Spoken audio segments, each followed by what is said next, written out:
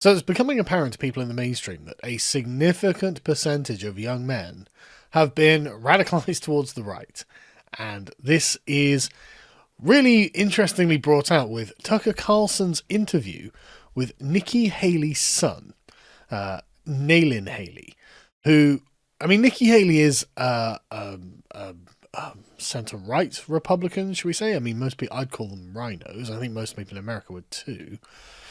But the son, Nayland, is much more hardline. He said naturalized citizens should not be able to hold public office. Ding, correct. Limit the number of foreign students who are enrolling in US universities. Yeah, limit it to 0, but ding, correct. Disallow dual citizenship. People should have their loyalty to America first, and frankly, America only. Ding, correct. Forbid people from serving in a foreign military. Ding, correct.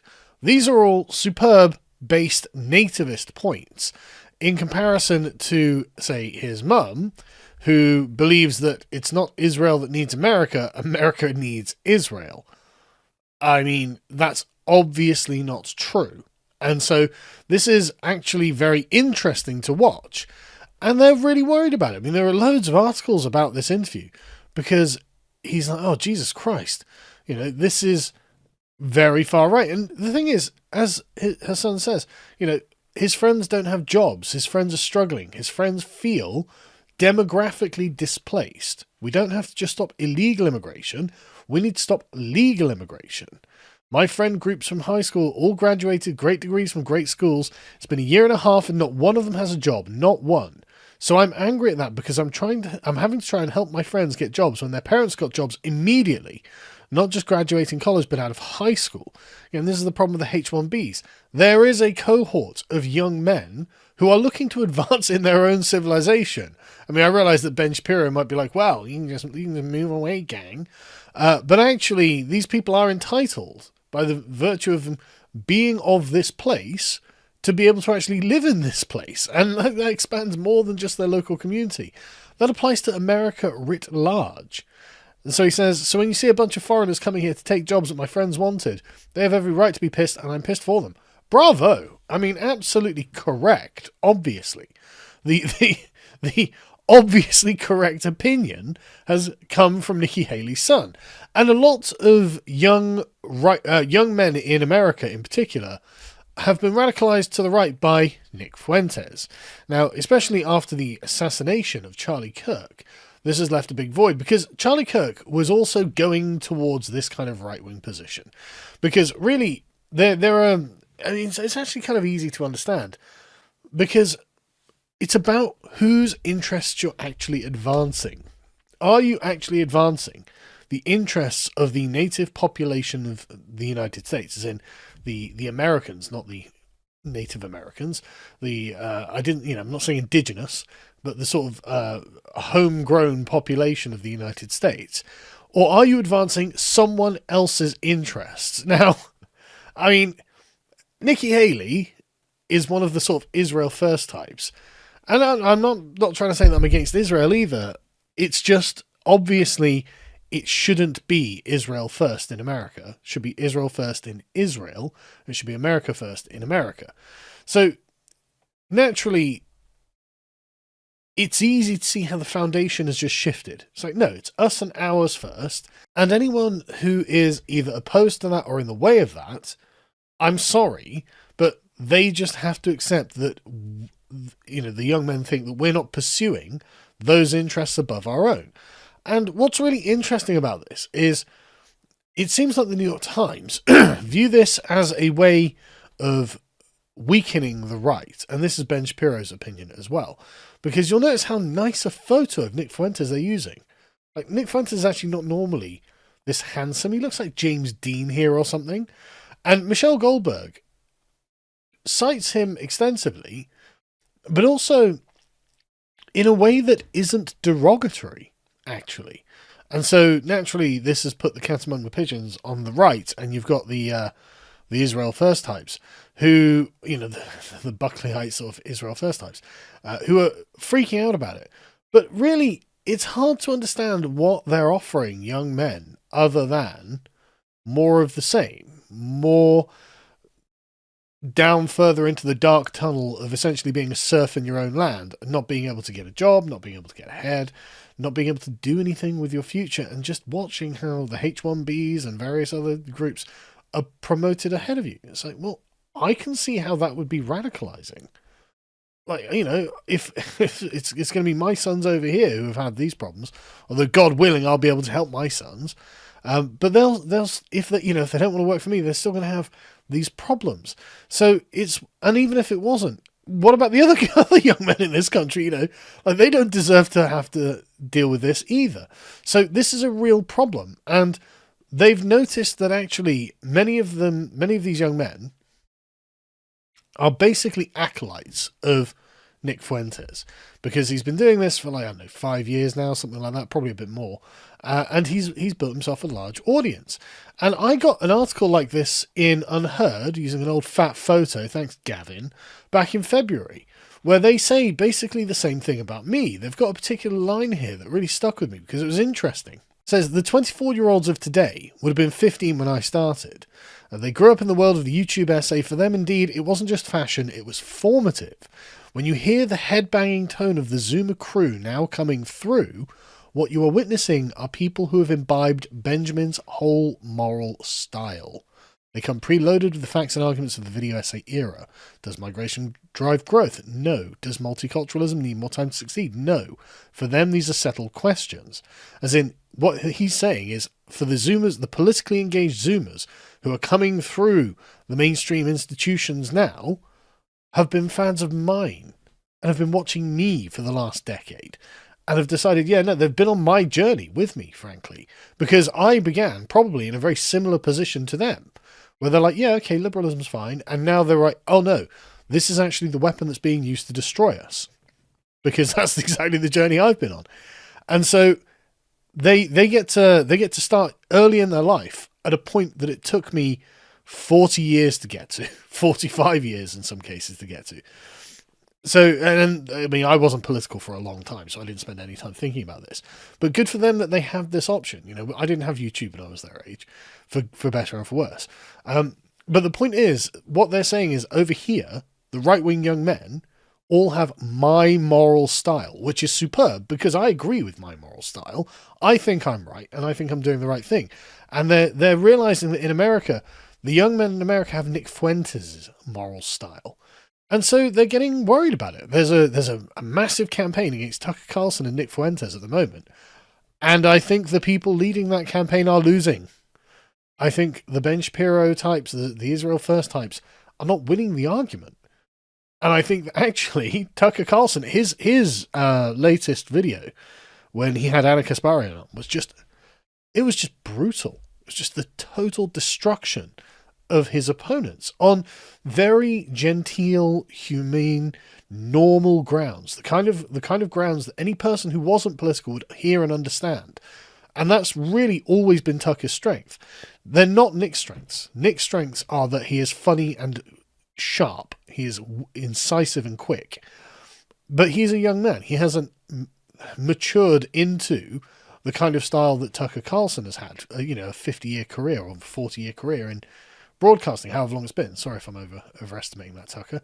But the point is, Tucker has been able to mature into a very, very rustic, homely style that I think is very, very appealing to a lot of people. And Nick has managed to essentially make the Zoomers laugh and realize that actually they need to start thinking about their own interests. And like I said on the video I did for the Lotus Eaters Daily channel, they can only approach Nick in ideological terms and just pick out the ideological language that he has used and say, this is why he is a bad guy.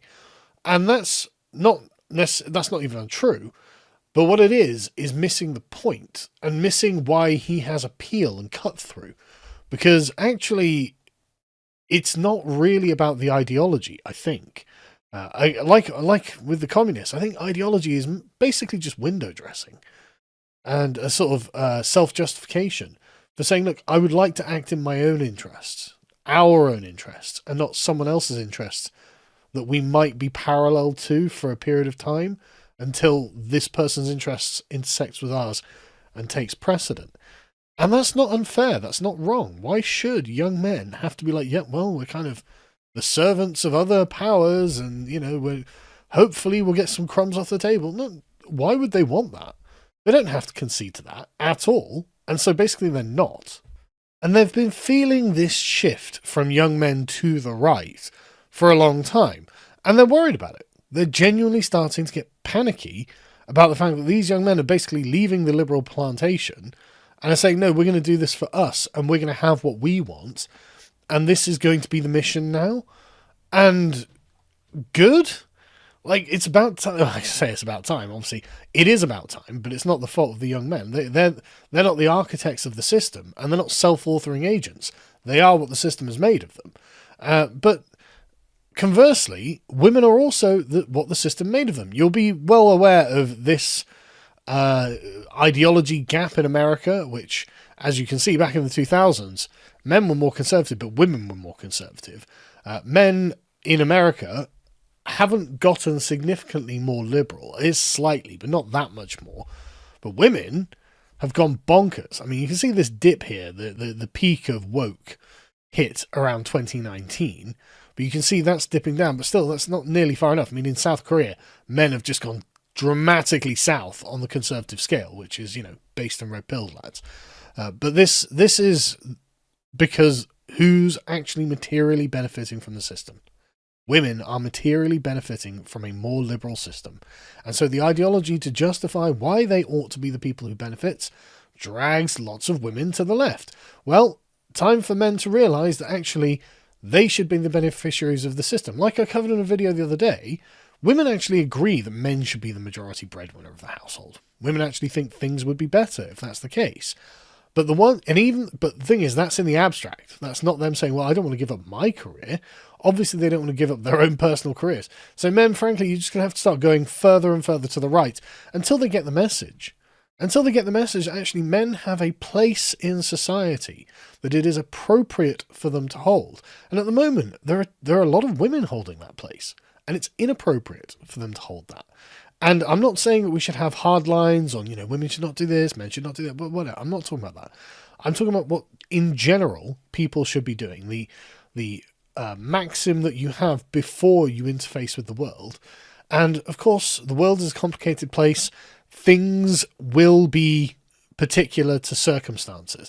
So there are going to be cases where, this particular woman, she's probably never going to get married and have kids, but she is a bookworm or whatever, whatever. I'm not saying that every woman has to do X or every man has to do Y. What I'm saying is the general trends are obviously skewed. And a lot of women, I think, are doing things they don't actually want to do, but because the system incentivizes and kind of locks it in, they have to. And this is not good. It's not good for anyone. And I think that's one of the reasons.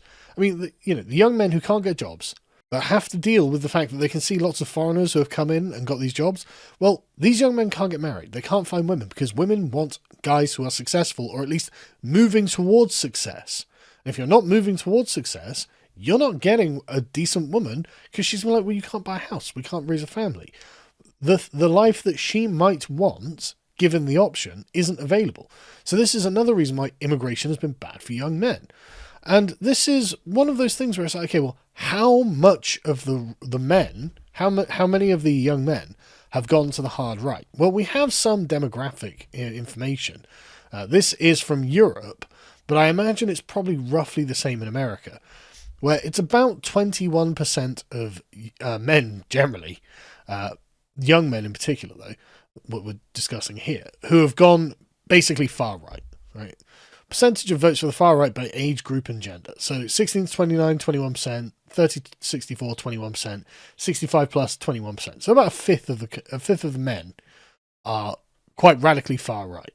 And as you can see, there are likelihood of voting for a far right party by generation and gender. I don't know why they've swapped around millennials and Gen Z, because if you actually had put those in order, you just see this upward trend to the Gen Zs there, who realize, and again, it's about 25% when it's likelihood to vote for far right. But there's a smaller percentage of women, but there is a significant percentage of women, about 10-15%, who are also on that train.